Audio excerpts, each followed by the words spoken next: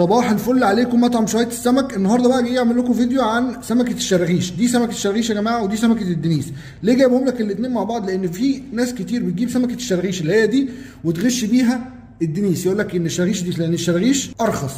سمكه الشراغيش دي سمكه بحر ابيض، سمكه بلدي مفيش منها مزارع، دي احلى حاجه في الموضوع. وتقريبا انا ما شفتش منها في السوق خالص في السنين اللي فاتت، جاي مستورد، فهي لما بتلاقيها غالبا بتبقى بلدي.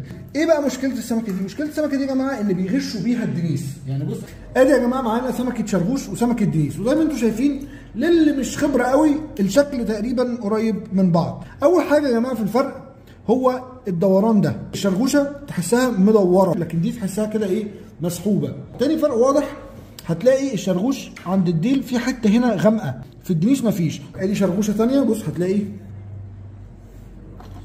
الحته الغامقه واضحه. بص شكل راس الدنيس مميزه جدا.